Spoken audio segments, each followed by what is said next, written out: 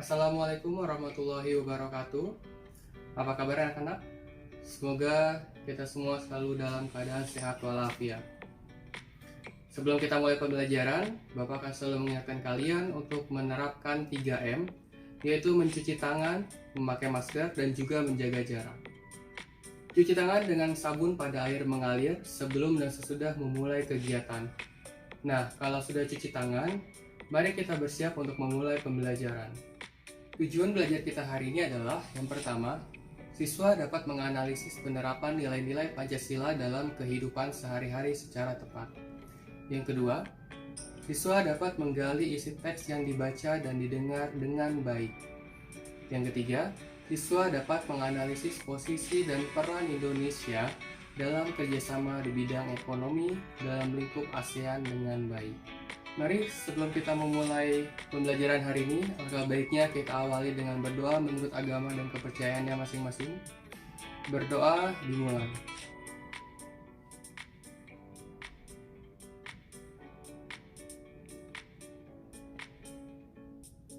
Berdoa selesai.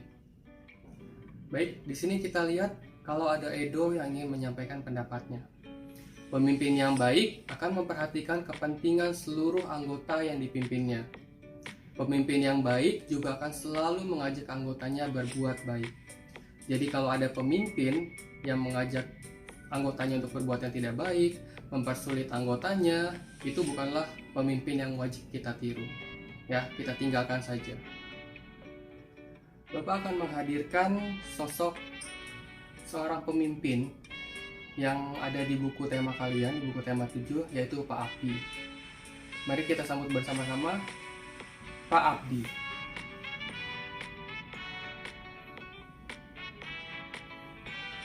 Baik, apa kabar Pak Abdi? Assalamualaikum warahmatullahi wabarakatuh. Alhamdulillah baik. Waalaikumsalam warahmatullahi wabarakatuh.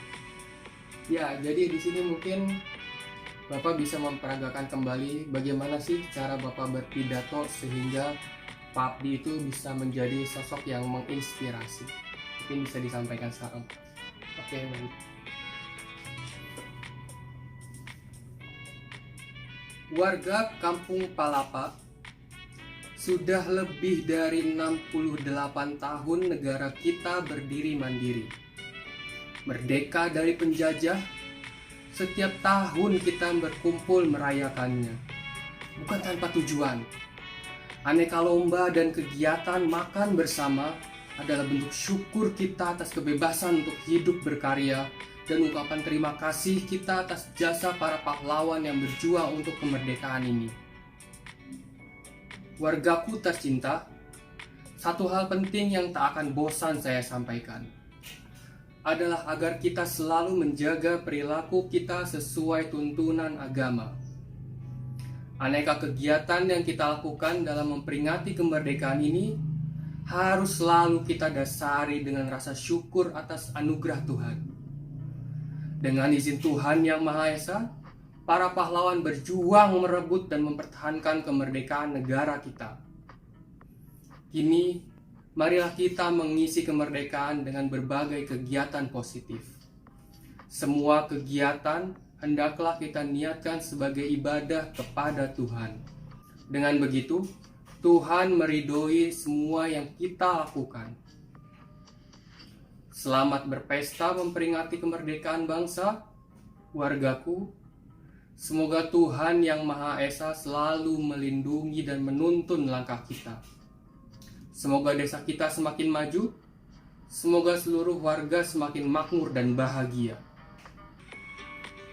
Baik Pak Abdi, terima kasih sudah berpidato kembali mencontohkan bagaimana sih sosok pemimpin yang bisa dikagumi oleh semua orang. Terima kasih. Terima kasih. Wassalamualaikum warahmatullahi wabarakatuh. Bagaimana? Kamu sudah mendengarkan pidato yang disampaikan Pak Abdi? Kira-kira nilai-nilai kepemimpinan apakah yang dimiliki Pak Abdi?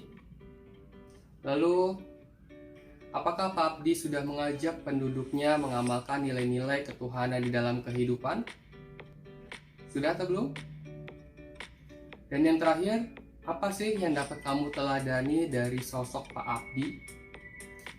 Ya, kalian bisa mencatatnya di buku tulis 3 pertanyaan tadi, jawabannya apa sih? Nanti kalau sudah, jangan lupa untuk upload fotonya. Oke? Kalau berdasarkan cerita Pak Abdi, itu sudah menunjukkan penerapan nilai ketuhanan dalam masyarakat. Tapi apa sih bentuk-bentuk penerapan nilai ketuhanan dalam kehidupan sehari-hari? Nah, daripada bingung, berikut ini akan Bapak jelaskan nilai-nilai yang terkandung dalam Pancasila sila pertama. Sebetulnya ada banyak, di sini Bapak akan menyampaikan 3 poin saja. Nanti kalian cari sendiri kira-kira apalagi ya penerapannya dalam kehidupan sehari-hari. Yang pertama, melaksanakan ibadah sesuai dengan agama dan kepercayaannya masing-masing. Itu sudah jelas, ya. Yang kedua, mengembangkan sikap saling menghormati, menghargai, dan bekerja sama antar pemeluk agama. Lalu yang ketiga adalah tidak memaksakan suatu agama kepada orang lain. Jadi kamu tidak boleh untuk memaksakan kamu harus masuk Islam, kamu harus masuk ini, kamu harus masuk ini. Itu tidak boleh. Oke? Jadi berdasarkan hati nurani masing-masing saja. Negara kita itu menjunjung tinggi penerapan nilai-nilai ketuhanan. Tapi bagaimana ya hubungan kita dengan negara lain? Tentunya negara kita berperan aktif dalam kerjasama antar negara. Misalnya dengan negara-negara ASEAN. Sebagai contoh peran Indonesia di ASEAN dalam bidang ekonomi. Yang pertama, menerapkan tarif khusus terhadap barang dan jasa sesama anggota ASEAN. Lalu yang kedua, mendorong penanaman modal di negara-negara ASEAN. Bukan hanya itu saja, kita juga bisa mengembangkan wilayah-wilayah yang berpotensi dalam bidang perkebunan, perikanan, dan juga pariwisata. Lalu kita juga mendukung kegiatan yang dilakukan oleh Badan Penelitian Bidang Pertanian. Kemudian yang terakhir, kita mendirikan proyek industri yang dikelola bersama. Jadi itulah beberapa contoh peranan Indonesia di ASEAN dalam bidang ekonomi. Tentunya masih banyak lagi contoh-contoh yang bisa kamu cari sendiri di internet untuk menambah wawasan kamu.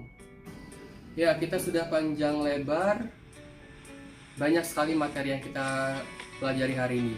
Tapi kira-kira apa saja ya yang sudah kita pelajari? Bisa diulang?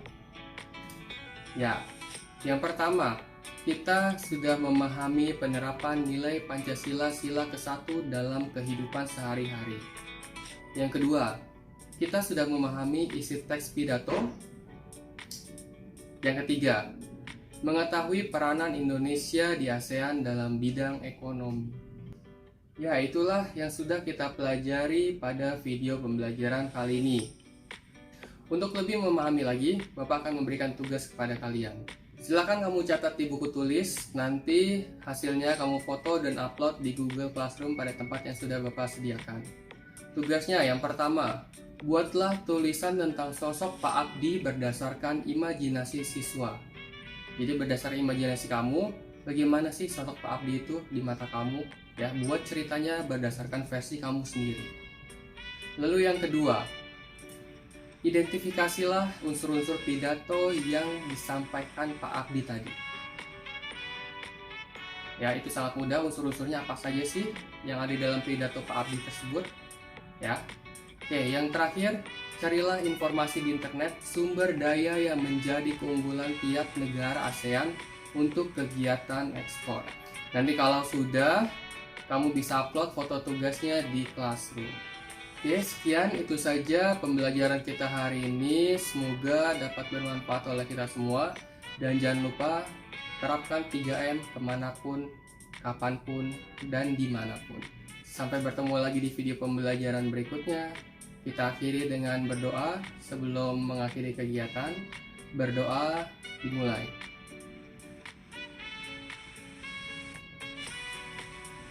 Berdoa selesai. Terima kasih dan sampai jumpa. Assalamualaikum warahmatullahi wabarakatuh.